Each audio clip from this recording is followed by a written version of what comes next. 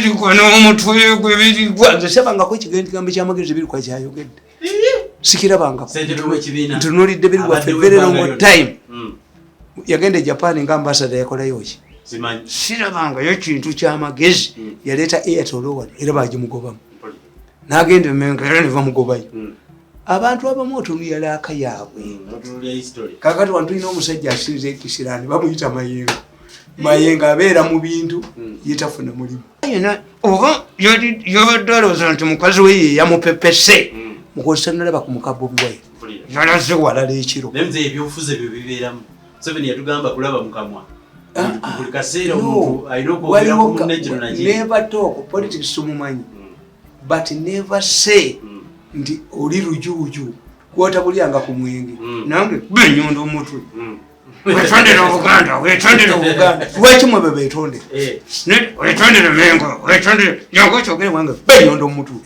wetondera nebufayo n'entwe zaabo lwekitoka benyondo omutwe lwekyo mamutwe n'obwasi mubabole babakuza bubi akasajja kabukiddako kalaba kasebo kasajja kabi nnyo yefu Biyinzika has problems over his finances okuba nyumba ye azimbye nyumba bwete alina janaja sympathy bamuga sente yaziteekawo akasajja kabi obe fitina kagisomera luddamu bawulidde godi jonga agamba ngumulaliza Bobi Wine wabaddeyo pisi wabaddeyo ki Enanga agamba Enanga yonoona bwonoonyi yabantu bazze Enanga ajja kukyonona akimala alagala ebifaananyi why didn't he arrest that man with a pistol do you believe nti enkuŋŋaana za Bobi Wine tembadde mbaserikale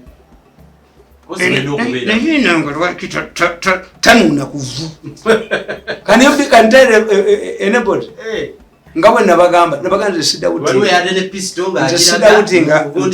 sidawutingani bomu sizidawutinga naye ziri ewakakani ng'ensenene nti mujja mutukwate eziri wali omusajja najja nga ze kuteeka bomu nekutatulikako n'emu oyo ekipulaani nga talina amagezi kakati kankobuuzi if you get people like me one of the faction instead of wasting time yalikoze ekibiina ekirala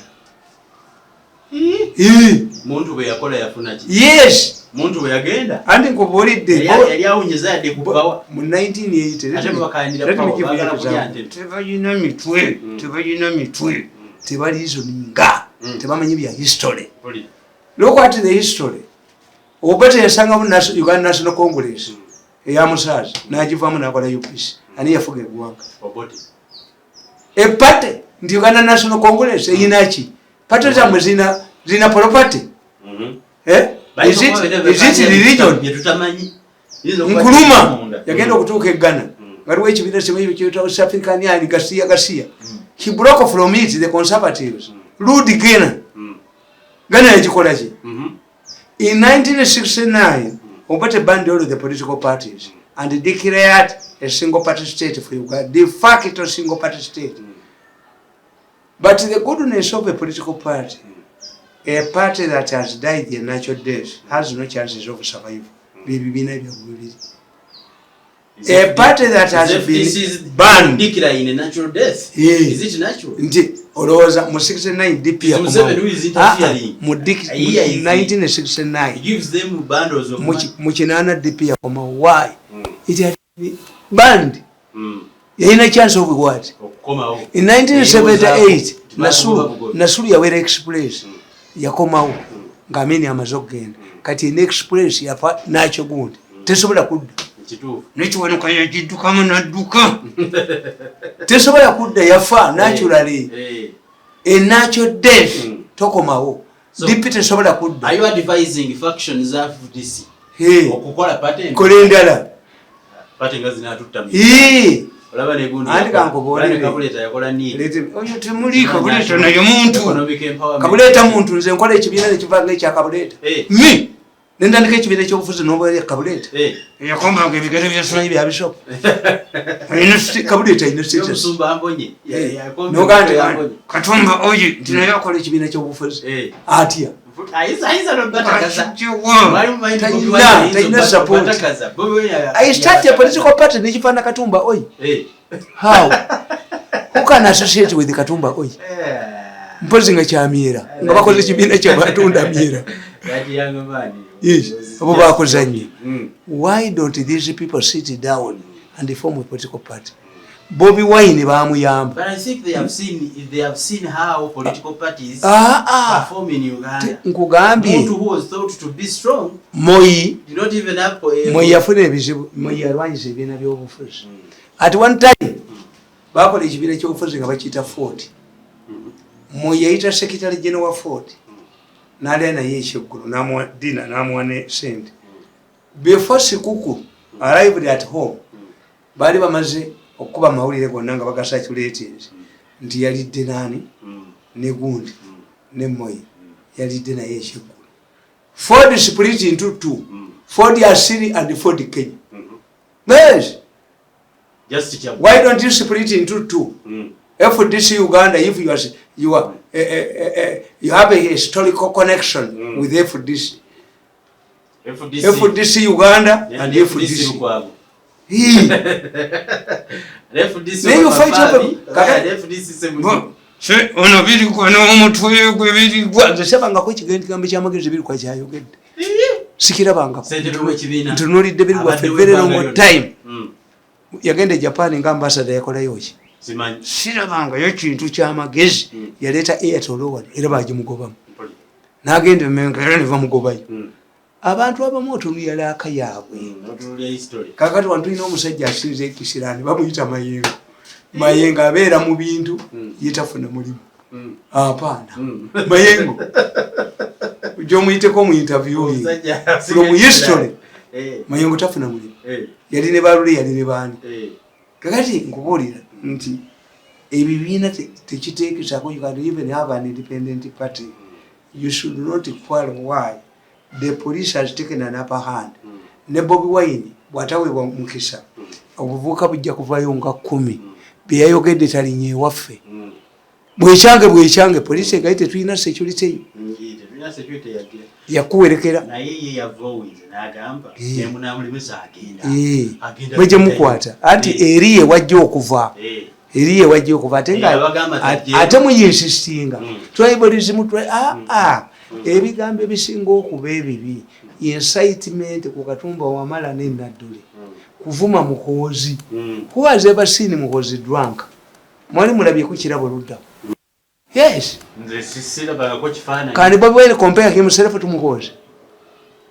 Bw'aba yena oba yobadde nti mukazi we yamupepese mukozi tanalaba ku muka Bobi Wine yalaze walala ekiro nemze ebyofuze byo bibeeramu Museveni yatugamba kulaba mukamwa buli kaseera omuntu alina okwogera ku munnegiro naye never talk politics tumumanyi but never say nti oli lujuuju kwota bulyanga ku mwenge nange benyondo omutwe wetondera Obuganda wekimwe bebetonde wetondera mengo wetondera nyango kyogere wange benyondo omutwe kubanga alogansi mwebe betondera bokka oli najja naga mirundi wetondera mengo wetondera abemengo ba munyondo omutwe mumukamo betondera because you think you are important. If this man had made a statement on Kabaka or in Muganda, we're trying to no fire and twins are it. Look at what you talk about. You don't write. Mamma to know was Mubabare Baba Kuzabu to be in your looking. Try action nationality and way on na Ngamoza bali gane Bobi Wine abekutyakulu naye yesere bisinga bwayogera takwati bwa Woes wamalabyeti yajja nagamba Job abekalamu janja kujamba kuba amasasi abarebo yali is a soldier yali bagenti nzija kuba sibulu basira but unless you understand neshinga batayo kamawuzi kamne bakabuke domulambo ne kugwawo notama kagwa munno ne bakuba Amawulire kuba kakati okimanyi akasajja kabuke dawo akasajja kabuke dako kalaba kasebo kasajja kabinyo yefu Biyinzika has problems over his finances okuba nyumba ye azimbye nyumba bwete alina jana ja sympathy bamuga sente yaziteekawo akasajja kabi oba fitina kagisomera ludda oba kulubya yakasomesa nnyo yes andi kankubuulire if anybody wants to help Biyinzika you see the factories ti omusajja yazimba abadde ayaluza obukoka aleeta nyumba ye abule sympathy nekafundiriza nga kawandika kunza akasajja ako nekufundiriza bwekitekedde n'okuba ennyumba amakaga gali teriyafuna nti oyo tayinza kuyambibwa sente yazimalira luddawa kunju sente yazonona nti embaga ya muwalawo naye notafundiriza kasajja ngaako nokabimbya ejjovu mwe temubitegeera kabaka kuba kabaka nyumba nti kakati ono Biyinzika alowooza nti kamuyamba anayamba Biyinzika alaga factory nti omusajja yewali sente kalaga nyumba ate olimu ne bakuwa ne sente singa babafundiriza nebakuba emigga emiyitirivu kuba bano propaganda tebamusoma nti bwakuba sudiiru bwagamba mbu embaga ya sudiiru yeyasudde ebbanka ye nakola embaga endala eyamutabani nembaga ya luuku even me anoddirana emirundi nkola emikolo ewange abantu ne basonda sente how do you believe nti omugagga sudiiru ne bugamba ebintu byawangu babitwala nentuzaawo kasajja kalina fitina ako kakulubya kakuba famire kyera emazeewo ebintu mu Kampala tebamanyi bufundiriza nekajja mu ofisi nokakyapembi waliwo omusajja gwe nasinga okwagala wa tinyefunza nga kyeyamuwandikako sitole tinyefunza ne basajja balaba tinyefunza nga kyeye awandikako tinyefunza ebibi byonna byakuba kitaawo emiko era gwe togendanga wa muntu ng'akuyisa tinyefunza yakola kaadi eki ti ayina emikolo ewubi engeri abamuli gyebagala okulya kyeye ng'agenda n'entweye gwe totegeera nti oyo namuvuma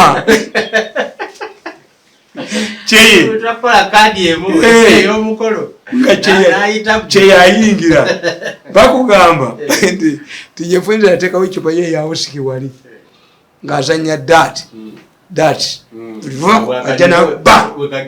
buli lwazanya nakuba kyeyembo buli lwakuba ali mu nyumba bamufuusiza agati nga abaterekasi bawandika sole ku tinyefunza nti ayina amaka mayitirivu nnyo gaali awo ekyengera era nze mwanange kyobala sikayania bintu I did not believe that one day will own a house in Ekyengera nayitangawo ngenda lubaka kusoma nva kusomera kyobala move conscious agati nga tinyefunza ayita abaterekasi kumacha ngayita abaterekasi ng'abayoola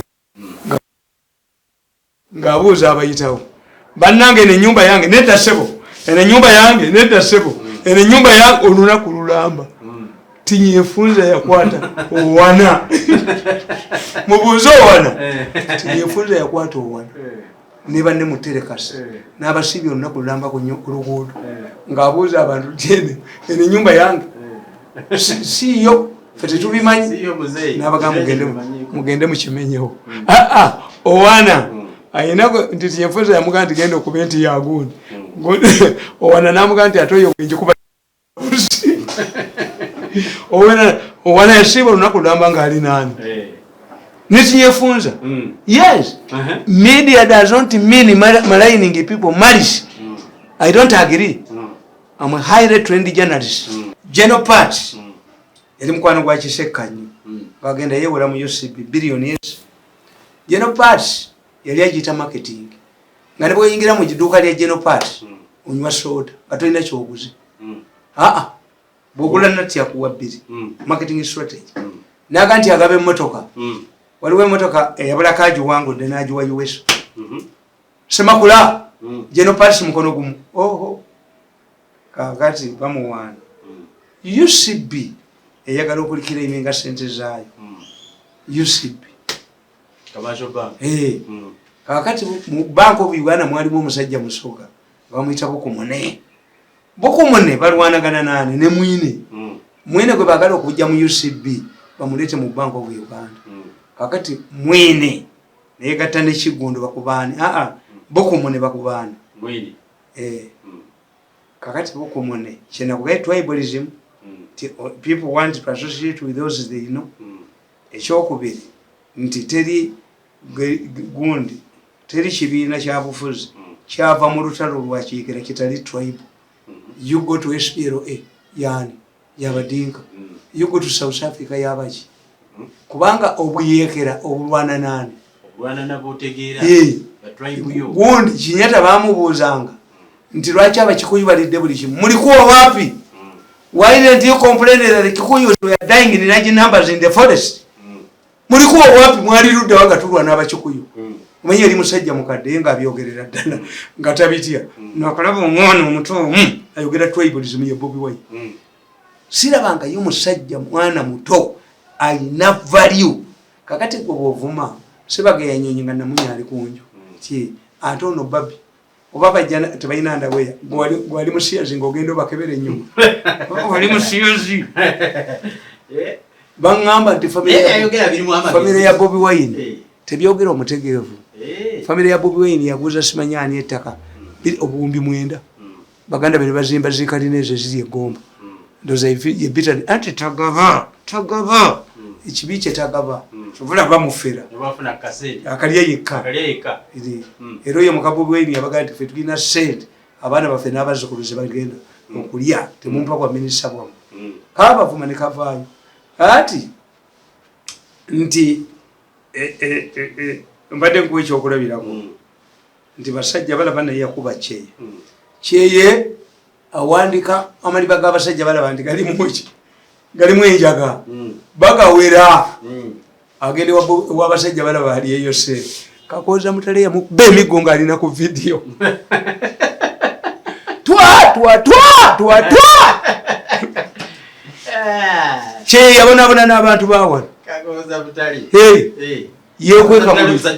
yekweka mu luggi kyeyagenda ajjeyo sente omaze okusuula amaliba g'omusajja abaganda bakuga nti gye wabba akambe tolyayo mpaati okibayoki omusajja we bwakutunulira abantu bamu tebalina common sense. Let me tell you where you stole a knife you don't expect to build bananas. Ate apa akambe wakabba kakati gwe oyina dokita gwe wabbako omukazi ng'ogenda mu kiriniki bebisa kuba yaki yakuwona oba yabutwa kyoya omuganda agamba nti bw'oba oyingira mu nnyumba yange jjukira kyewakola ki n'abaana tugenda kutegeeragana naye buli omu ajja kusigaza enge ku ki banalabye omusajja nange nankwasa ennaku omusajja anvuma buli pulogulaamu ekitegeeza ziraba omusajja ganze nnyononye ekibiina omusajja agamba nije sirinyanga nti nze nnyononye ekibiina zekoze buli kintu I was saddened naye namwe mukkirize kye mwankola it takes two to tango nze nayina mu mwa gwokka naye some person hired thugs to kill me. They killed my daughter. They targeted my wife. They poisoned me.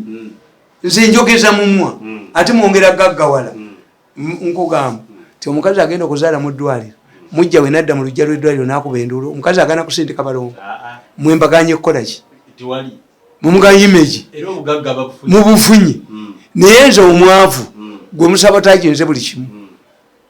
I was saddened but what the man said. Sajja n'agamba nti nze yaŋŋanye omusonderako yaŋŋambye sente zange ziri cast sente zange ziri bulade sente zange dalayizinga ne Franka tumwebaze. What will Franka tumwebaze say if he hears that this man has been given money? Franka tumwebaze ye yali tahayalinze bantu kunzita evidence sigiina asigiina yes kubanga bo balowooza nti ndi mwangu let us humiliate him eliminate him ate ajenga nolinja kutulika nebbumu anti gyekubuulira nze bandekera ki abaana bange abatasomye kiki kubanga muhooza dreddi ti he must be given money by muhooza and Museveni basupporting netumukunde era omusajja yamugambye ti when this man supports Museveni and muhooza tufuna mwani muye oba mubano netumukunde bwe yabagamba that man consolidates Museveni yabayamba mubeerewo namuga nti owaayi mirundi awagira Bobi Wine naga no is a call up exercise atubulya nti omusajja atulya tumugaya naye akola ki kubanga waliwo ebintu bibiri waliwo pretense you don't play wa enemy naye bweraninga obote dismiss Museveni yamanya ne bwentesa ne bwesiteesa bamwanga bwe bateesa yabajjako kubanga they had reached a point toko yayagala n'agobya muwanga balete ex-servicemen abobote manya abaamini Nyerere n'anyiiga Nyerere entered Uganda as a self-defense could not accept bajasi baamini kudda mugonde mbozi bakomyewo batoko bakomyewo bani Nyerere couldn't accept I don't doubt ne mukuyingira Kampala some Tanzanian soldiers helped Museveni yes kubanga ye toko nabana abalala bali baganti baleta amaje go amini kakubani Museveni Museveni can be isolated balese DP balese UPC bagula woli baze bani bale mu kibala nti wa inciting Nyerere era kayira yateeka story mu ngabo nagiteekamu naga nti gonde Maria Mungu mutaka mu Uganda yasoze na kebera mukazi we Munnansi we yaleke mulako ngati story eri fake gonde bondi yaga it was intended to incite Nyerere Maria Mungu okero lutwe yalinye moto ya kufuna land over natambule gwanga lyonna alaba ku Maria Mungu amukwatirewo kubanga okero lutwe yamanya nti Maria Mungu bwabako miyewo tufudde onzi Moses Sali bani Nyerere was watching do you know how much money Nyerere lost no Tanzania lost in the war were we compensated did they depart in the ceremony at a well-organized ceremony the only compensation Museveni has given in Tanzania is the pipeline I see they were not compensated who would compensate them Nyerere could not believe in a compensation is a Museveni Pan-Africanism to liberate other Africanism but there was even a coup attempt in Tanzania nti Nyerere sente zonna zimalira kuki because Tanzania was a poor country I see kakati nkugamba nti failure to assess nabo bankuba nange nwanye nabo emyaka 10 kakati tukigale mukanye tukigale consensus if there is a possibility sanctioned by the president to give me money nange kangende nako mu myaka gyange ngende nkole ki ngende mpumule yes ye mzee wayogeredde busajjawo ne bamugoba Micho Cranes yako yafumudde Micho bulijja asala busazi ndongo nsala bugobye ku bwa coach a coach must be the first victim a coach must be given an assignment this is why mulindwa mugezi mulinda ne bomuletere ebikope ebi agoba kubanga you will believe nti oli wa kitalo nnyo that's not his achievement goba lese bikopo bibiri ebyali yayagala ata analyze ekikopo ekyafrika that's a good manager nti instead of praising yourself tikubanga omuletedde atamuletedde bibiri atamugobye si assignment yo nemwe mu Uganda assignment atutusiza n'okomawo a coach must have objectives I see yes mu assignment kutugusa wa bogana muvaawo ngatukuleetera omulala lete abakochi batona abakirizo coachinga Uganda facilities tewali tebubayisa bulungi international level bemuleta baliwa oya coachinga wa yagenda teyakoma wa ne wali sente entono wali sente zendo zoka naagenda bwaba bamugobye ezina n'amazina yabadde musajja muganda tebikopo bibikubula bwezina endongone n'ecupa y'amazzi kyetagisa nnyo okukuma ekisaawe okumya ekisaawe kiriwa mu lezi gwe ng'onywa amazzi nywa amata nze mbatumulya ku birango byabwe nenseka kyamanyi nnyo okukuma ekisaawe okumya ekiriwa okumya ekiriwa tulina kye tuyita the politics of achievement and the politics of achievement ne the politics of war nti oyinza okulwana n'omukazi emyaka 6 ne mutazaala muli ku politics temuli achievement hapana oyinza okuba nga oli farmer ng'olima weesanya that's politics you don't nga tulina ekijjamu tulina ekiri ekira nkyerabidde the politics of achievement and the politics ow'okuguumaaza president akiyita kuguumaaza kakati mbadde mbabuulira ekirala nti bwe baba baagala bakube gundi mwine aleme kujja mu Bank of Uganda bukumu n'omusoga yayita musoga munne omuvuka baali bamwita kitanda kitanda ng'agenda wa General Party ng'amuga nti owaayi Bank of Uganda egenda kulangirira nti oyina sente nyingi zikulemye okusasula bagenda kutunda bintu byo kakandi nga bwe nkugamba nti akasajja kabukedde kabi nnyo ku Biyinzika Biyinzika zipatanaze cannot give him money n'abagenda okusapulayinga oba bukoko oba mmere oba kye tebayinza muwa kati toddayo muwa ayavuwadde azimba munju naye akasajja kasebo bwe bali kategeera mutemukitegeera but a man to get sympathy wali badde olaga ebyuma bye byonna byalina ayina ebyuma covid yamulemesa ani yali agula obukoko obuto mu covid bantu banoonya kyakulya emmere ye yonna gye yaleeta yaddiba sibye kwogera akasajja kasebowa apaana if you want to get sympathy kankubuulire lwaki omuntu yenna ayagala bamuyamba alaga ekiwundu yes Biyinzika must change tadda mubukidde bwakukwata bamanja ate bwe bwadde buziryayo obusajja obwo bwennyini baliraze ebyuma bye the machines he installed at what cost the buildings to house obukoko the buildings he bought emmere ye yavunda ne president avaayo kyobalaba ono omwana w'eryantonde yatema obutunda bwe ne bukala mu Museveni akoleki amuwe the area investigators found out yatamanyi nti mwekyo ekitundu muvaamu ab'amaanyi bangi ne bamugamba nti yabwetemedde he ended up nga tafunye obutunda bwabumenye singa yasigaza obutunda bwe naga nti the process nagula eddagala nagula ki naye muzeeyo obutunda bwe Museveni yali muwadde kakati bukumune nga kitanda agenda ng'omusajja amugamba when you publish that story but suppliers bange bonna Japan bagenda kuyimirira kuba they don't want income more debts bengulako ebintu bonna bagenda kuyimirira abajja wano okungulako bonna bagenda kuyimirira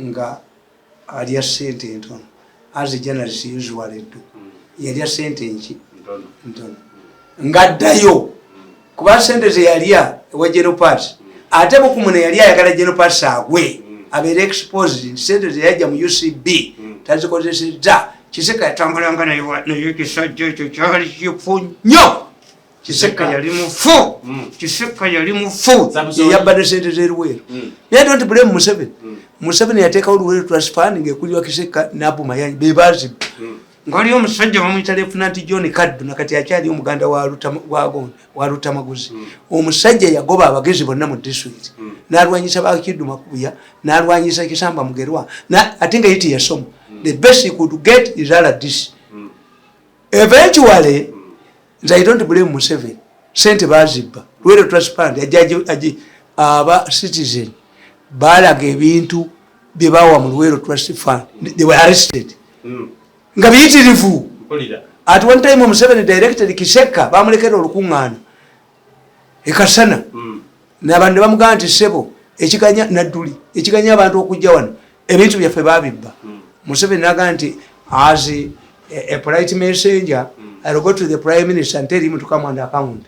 Kiseka yatuza press conference namuga doesn't he know that I'm also an orphan yachazimba mufamu yacho nekizimba amayumba amanene gonna mafu Kiseka asigaliza we bamuzeka tebajja mujjawo kati mubira ki nga bijja kutuuka bigi yes kakati eventually nti gundi agenda okulaba Museveni nga nette seri insurgency Northern Uganda eriyo insurgents, West Bank front, West Nile, nga ono omusajja agula awoli, alese ba force obote back, batta abantu ku border ya Kenya.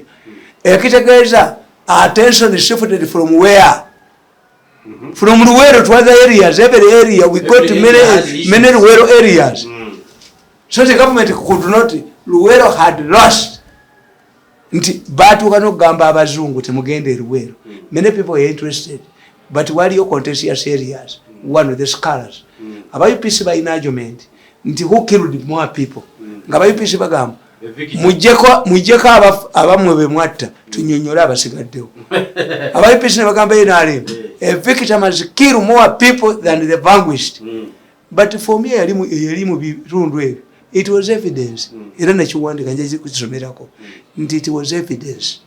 One, the people, the civilians were running towards the rebels, meaning they could not run after the rebels who were killing them. Two, wires amasanyalazi, Ennyo, ebintu byonna cars, byali mu detachments ezalimu amagye ga government. So there was this evidence. Of course. Nti abamagye be bakolanga ki?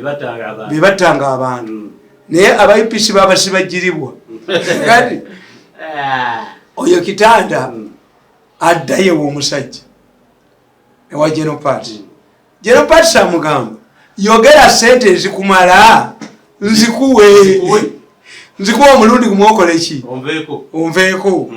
Wa bwe yadda ogwokusatu General Party yamugamba naye ontawanyiza ekimala ekyakere essaawa 10 nkuwe kutiya ya ssente bamutta agenda kitanda omusajja amukuba mutayimbwa mu mutwe ssaawa 12 ng'alaga wano namumala yes ono omuyikirwa wa Tooro oyo gwolaba oyo bagamba kijja na ngoma yes yatta kijja na ngoma ky'oba olaba nti abantu bano wadde bannwanyisiriza naye mbaddiramu nti they are powerful people balina ebifo by'amaanyi balina ki but they have not pursued okunzita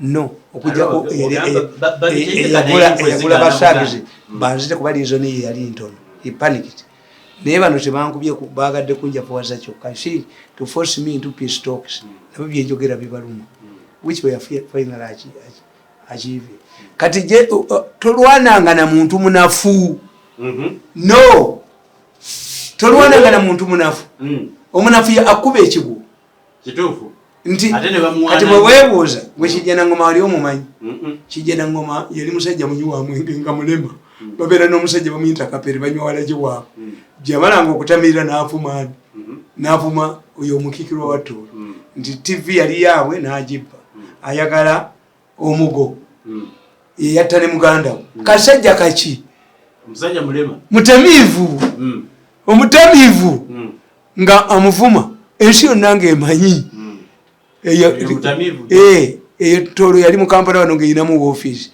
oze mabega w'ekizimbe kya UCB akasajja ne kavuma omusajja kakati the question is oba yali ayagala omugo ke kamumuyitiranga yali akakwatirako ke kamujjangamu Niko banda weya kali kamulemesa ki kali just amujjako waya ne bakagamba nti yeyasse egondi omukama ba elders at Tooro ne bagamba we cannot subject our king to a postmortem report ekyo nakiyitako kati yali attaka ki mazima ate oyo omuyikirwa ekyamu teyatta oyo yekka no omuyikirwa was convicted on one person naye when you investigate him yina problems nyingi omuyikirwa omusajja gwe yagula ate oyo gundi kijjana ngoma yali deserter. He was a former ADC of Mugisa Muntu. Nadizating natandika kutta abantu nakubba mwezo areas. Kakati problem oyo muhikiro gye yakola amuwa sente nga bw'abata seta zikola ki tazimuwa akoze n'emikono n'omusawo omuganda batembuzi bakwata omuzibu. So when this man oyo bw'atuuka Fort Portal abantu b'ekitundu abavudde mu Kampala balina area mwe batuukira asangamu ba Mirindi bafuuka baali Makerere nga bakadogo basoma Makerere ne bamulaba kakati omusajja yadizatinga dda omusajja bamumanyi highway robber omusajja lwabadde mu kitundu lwe basaani omuntu so they zeroed on him bw'ategeera nti bamutegedde babattira Makerere ba Mirindi babatta n'omuwala because they tell us if you cannot pull a trigger yourself to kill a person you will end up as a serial killer. Buli gwo hayalinze akola ki akubulaka miringa era nze Mayombo yasooka okumbuulira buli gwo hayalinze naye n'omutta yongera ku ssente no hayalingo evidence eventually evaayo kakati Mayombo yambuulira nti mirundi omanyi nti your friend has given me a very dangerous assignment. Museveni yamuyitanga your friend nga ne mugamba nti assignment angambye okubuulira keesi eno but the omugo is my sister. Ne mugamba Museveni ye challenge gyakola Mayombo bamuwaako nti waliwo muganda wa president yakuba omuserikale essasi nga muganya okubba ente Mayombo namubuuliza namugamba nti gwe pleading agirite muganda wako so Museveni yagamba ng'obase ye talina bakadde bamutte I hear Mayombo told me ti Muzeeyi Kaguta yamala genda ku hunger strike okuwonyona akaki essasi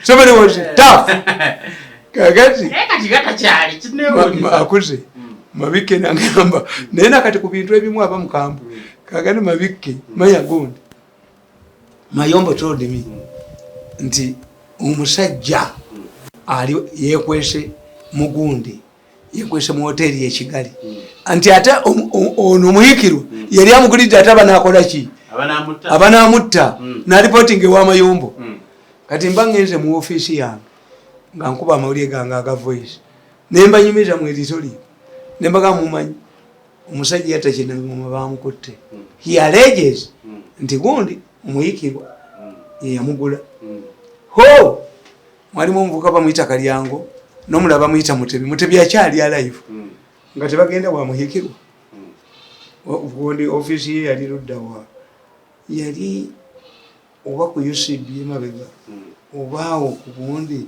ewali ekizimbe kya UPC headquarters nga bagenda erina kasekitale kazungu konna embazi nakagwamudde emba mbwabubwa kubanga bakuba na muzungu mugezi yali mubuulidde mbwe bagenda ne beeteekako abasirusiru omusirusiru talina kyagamba if you want to marry a woman who will help you must be a tough woman naye bw'obanga olina omukazi atakuboggolerako ono good things si humiliation naye bw'olaba omusajja ali mu bbala essaawa 8 nti wayi bwe toddeyeeka nti bw'aganda okunzigulira wagisulamu tomuwola ssente talina responsibility bw'oba n'advisor nani you must be either of the same level obanga yakusinga this is when you can nebaga nti Kigongo performed well lwaki yafuna Professor Mutibwe Makerere nafuna gundi Kagole Kivumbi nga bonna aba respecting. This is why Kigongo can be the best speaker in Uganda's history. Kubanga yajja mu nsi nga government impambe buwambi amateeka gonna ge bakola agagitwala mu democracy Kigongo yeka presiding of a businessman. Yes, fenna twetuga atajja kisobola naye yafuna he accepted the advice nakiriza amulirwe kuba kyatamanyi ibakimugulirize si buli muntu nti abamugezi mbuli kintu no nze mbuli aba abasajja abawasinga nyumya nabo nakwande gundi omanyi muzeeyi ti kino kiri bwe kiti ne bwe kiti ogenda okukiraba nga ddala kituufu I listen to them. I enjoy their conversations instead of staying in a group where I'm highly regarded. Ulishogera baba kudambuza omusajja oyo muzeeyi je bali muzeeyi yao bera ko mu challenge ne bwaba mwana nga yakulembera mu ssomero mutwale ko muddala ayita okuba akulembera basiru nagenda wali abalala nga goli contented omwana nge yakule mubaki mubana ki mukyuse ke ssomero eddala olabe mutwale ko muli omukibuga kakati oyo gundi omuyekirwa nga Amawulire bagenda mu office ye nga bagenda mu office ye ngamba ti bosi waffe mirundi ayina sola efaanana bweti ne bwe mumundeetere bamugamba nti oyo omusajja tatambula is a very arrogant man tajja kujjawo ndoza yabawayo akantu bakaleete ne bakyusa amasaati ne bakyusa empale sajja ne bambala bulungi kakati ye Mutebi teyaddayo ono gundi baali bamuyitaani Kalyango nakolanga kitanda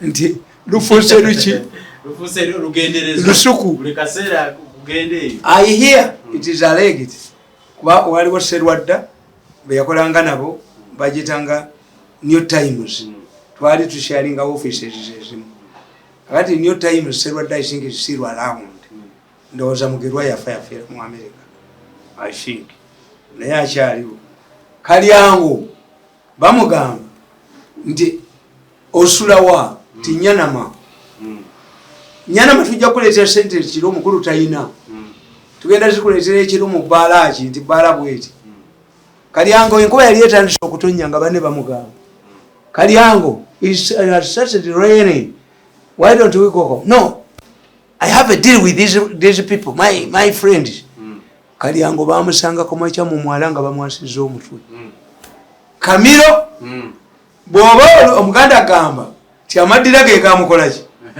ge gamukwasa Bobi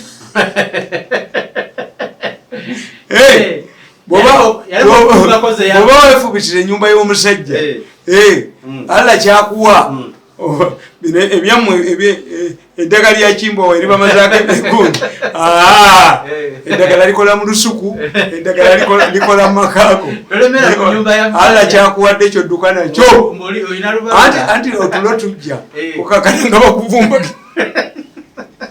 nga bakunywereddemu bw'oba olina ddiiru gye wakoze giri omulundi ogwo ate sente eza ddiiru tezisula wugo bazigoberera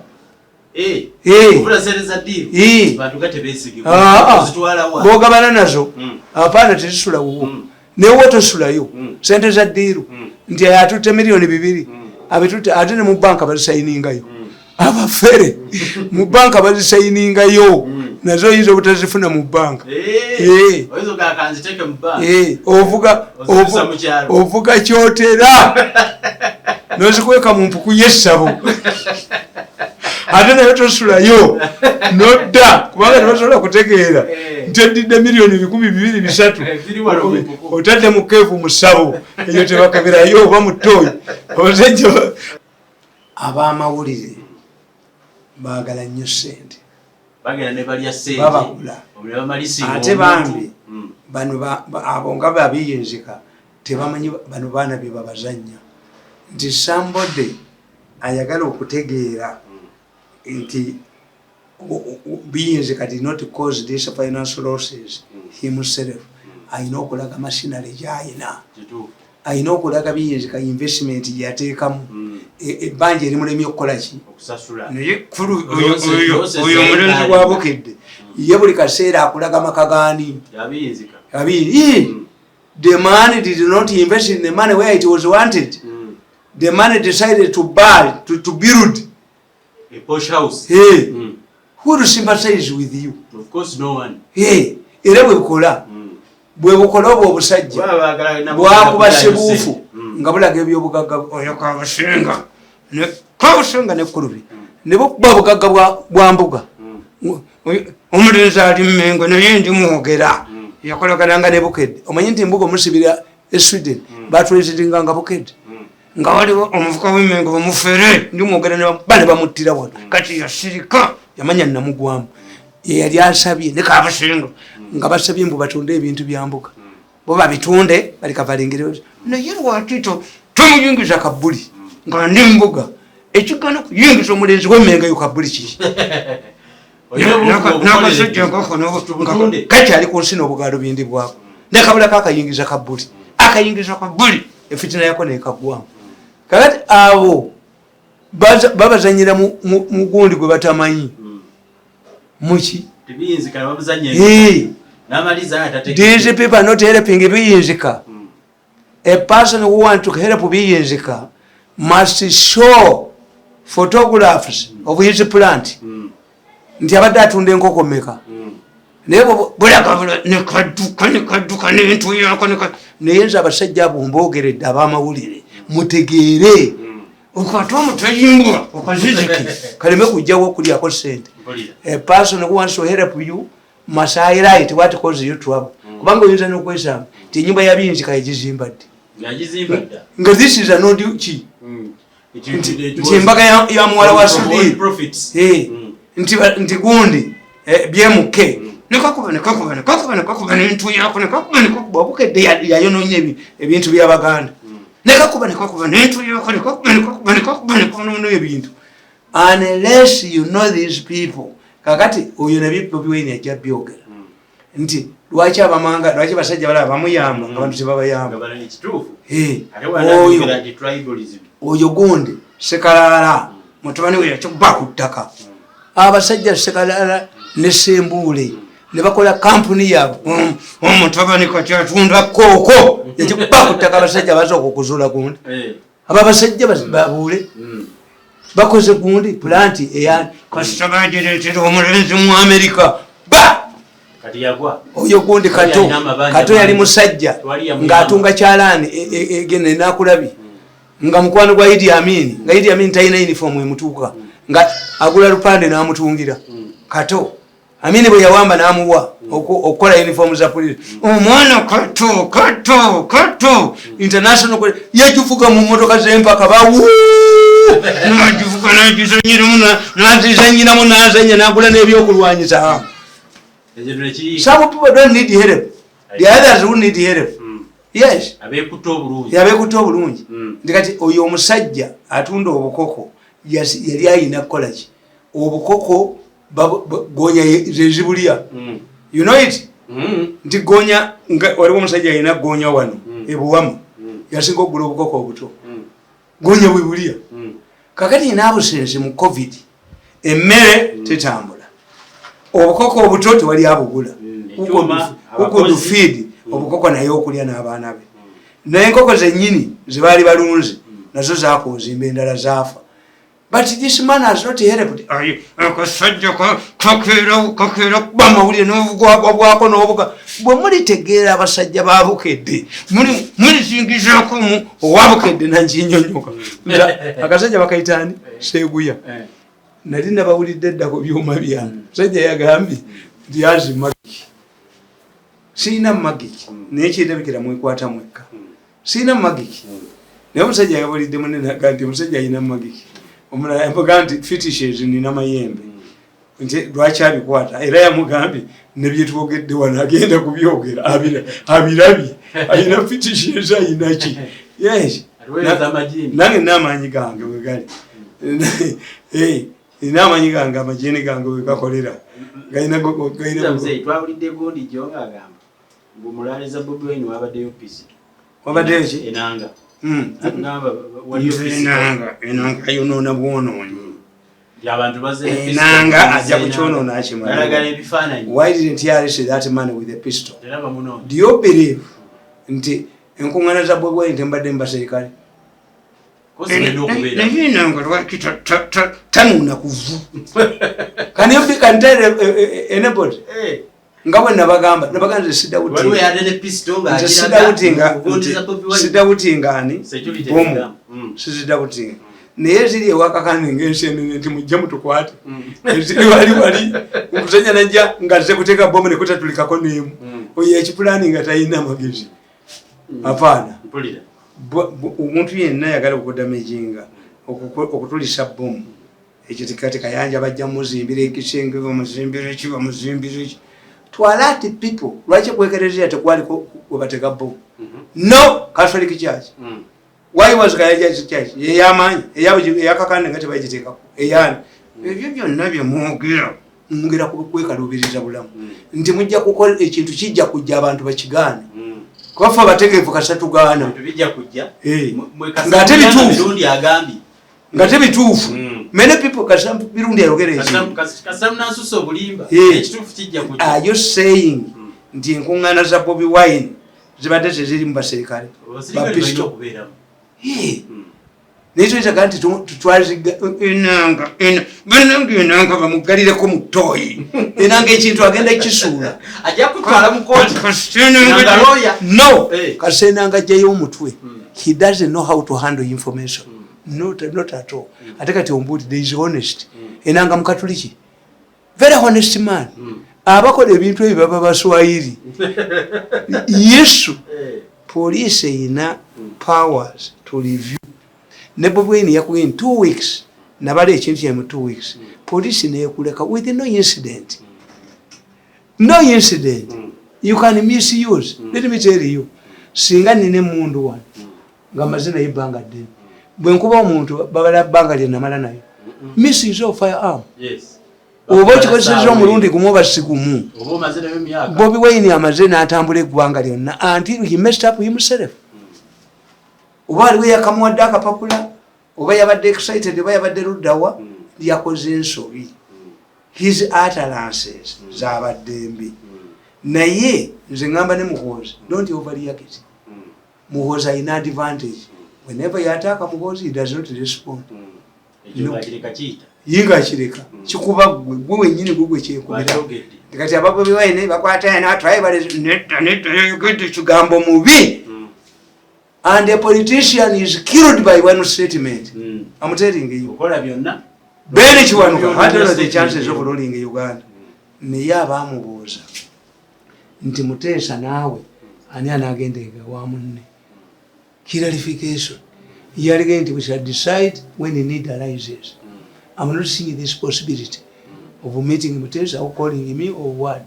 There is a katikiro there. Mu Buganda mubera mu katikiro yadda mu kugamba nti when it becomes a Buganda issue I'll go to Mengo. When it comes to national issues I'm above the Kabaka. Ba statement yeji statement nemukuba if need arises I will decide.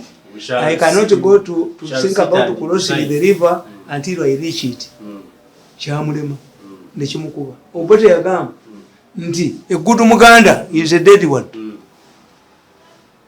Erich Muganda is a what? Is a dead one. Kyamulemerako mpaka nakati abantu bakyakimwogera kyamulemerako abayo PC yes statement ekuba omuntu nemuteeka ku ttaka ebeeremu Binaisa yagamba entebe ewooma tewali nobody can warm a chair for another person bamuwanga bamujjako am I warming the chair for Bobi? No, the presidential chair is too warm for one to warm it for another. Lule nga maze okusoyalinga yagamba kimwayagaliza embazi kibuyagasudde. The Tanzanian did not understand this language. The Tanzanian leader can even divert into the local language. Bamanyi Luswahili lwabo. They said he has said what? It has compared you to wind. Nti banegane kibali bagaliza embazi za nakisi kibuyaga yakisudde. The Tanzanian did not understand him. To compare them to Chibuyaga. People have died in the past ways of Idi Amin. Political statements. Zikukuba mulundi oku. Chibachi yalwana ne statement. Chibachi yagamba nti those who think that they can overthrow Kanu, they are dead dreamers. Kanu is like a Muvule tree. Whoever wants to remove a Muvule tree cannot use a razor blade. Ngakyali vice one. Ekintu ekyo kyamuhontinga. Singa teyali Raila Odinga yaga nti kiba kitosha bakimujjukizanga. Moyi bwe bakuba bufundi building yaga there is no Christian who can do this. No Christian who can do this. Uyo mutabani wa gondi wa Gaddafi yakubya kitaawe. Yali tamanyi is against the French law for a candidate to solicit money from a foreign country. Nekamugamba gwe Sankozi gwe eyaje wange watata wange kirono saba ne sente zakalu Sankozi yamukuba kubanga ono mwana yaweyinga kumanyi the implication era Sankozi bamuvunana omusango nekimulemesa n'okukomawo ne bamusentensinga statement ebeereegi nekuba kutaba mu politics statement yobalaba abagondi bagezi abazungu abo naddala especially in America. Mu America bayina kye bayita October miracle kubanga okulonda kwabwe kutera kubeerawo mu November. Kati October miracle kitegeeza ti there can be something ekikuleetera obuzibu nekikyusa obululu. Oyina okubeera very careful mu October. Oyina okukola statement mu October akaluka obadde oyina ne kakola ki nekayiika. Ali go yali avuganya obwa president nga Clinton akyali president until elections in November. Bavaamu ba mu February abayina emirimu gyakola president naye nga ayogera ne president elect. Kakati abasajja bali ne bakuliyetinga shortage of fuel mu America.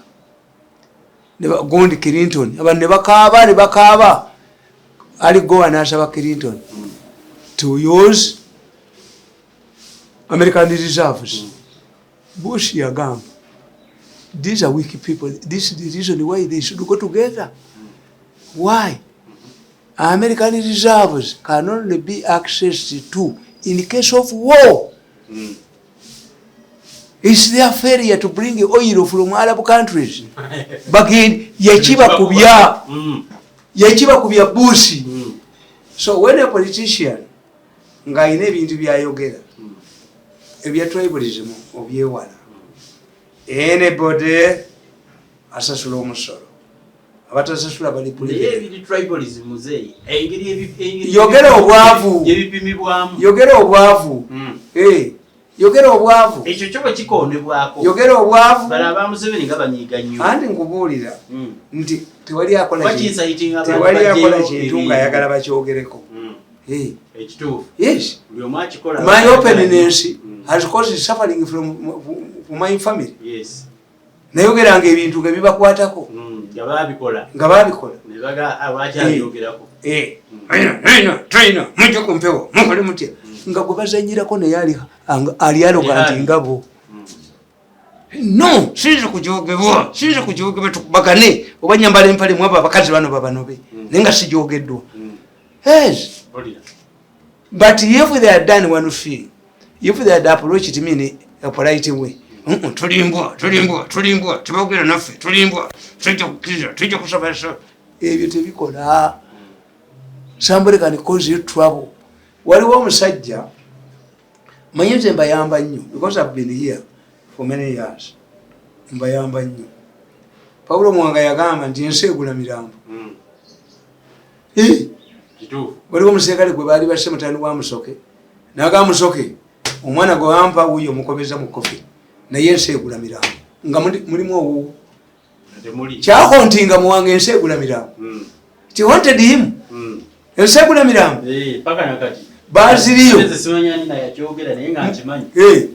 baziriyo Okero yagenda mu lubiri nga babbye ebintu by'abantu bakoze batya. Baziriyo naga nti omuserikale muganda wo waba ayagala empale bbiri gimuwe waba ayagala okutigitako ne mukazi wo mumuwe naye muganda wo. Baziriyo naga nti ate mu Abaganda muli ndogoyi. Abaganda muli ndogoyi etambula na miggo. Naye omusajja yabuuza ne kali nalinsa obuganda ndogoyi nowenda mirembe ndogoyi ne muwaba nga vice president ndogoyi ne mukamiriya yennyini mukombote ndogoyi. It turned back against him. So when you are making a statement, political statement, no careful. Never to twogera fa aboogera. Oyogera ku TV ne radio. Wali we kintu yoganti if I approach it from that angle, I create a problem. If somebody comes up and akuganti nze ndi wayo tuva kugondi yemu kuganteriyo batasoma. Mwesi teriyo batasoma. Mubalukwala temwali mubaavu mubalukwala. Eri abanyankole nga baavu ddala okusisira wabalimu okuva. Yes. Mubasula. Yes. Ate nga Baganda be bali mu ntebe. Yes. So tribalism should be avoided by leaders. Approach. You say what we will do to change society. Naye waliwo omusajja bamuyita Lipeni ali France. Lipeni yabeerako namba 2. Yabaga nti nze nga nkotte pawa mu France. N'abaana bazidane balina okudda ewaabwe. N'oluyimba lw'eggwanga tebamanyi dduyimba. Ate kono ttiimu y'eggwanga lyeyatwala ya France lwetwala World Cup first time naye bazidane babayita baani bonna ne bajja mu kalulu twensuwa tilipendi kyakolaki taitamu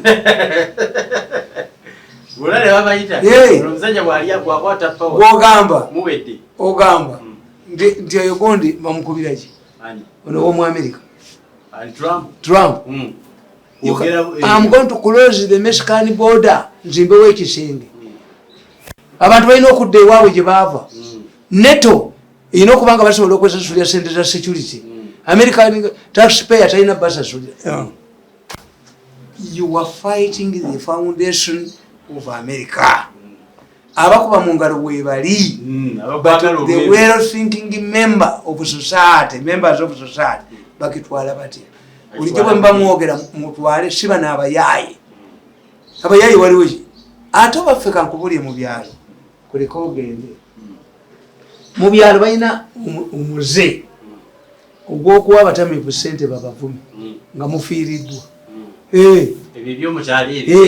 naye tebaayo omuntu mulamu ababiwa ssente bababise bulangiti ebisajja by'okukyalo kuno oba bitegeera bitya nti wanaafaawo omuntu byonna ne bijja ne bisula nga bivuma abantu ewaffe ekkubirayo mbo bwe tuba tetuziika tuyina ensonga unlike you gwalemera wakolera mu kyalo tell me omulimu gwe waleka mu kibuga ojje mu kyalo tell me bw'obanga toyina gundi mulimu gwe waleka mu kibuga leave me nze nakulya mu kyalo nze nagenda ne nfuna omulimu luddawa oba onaatuvuma tojja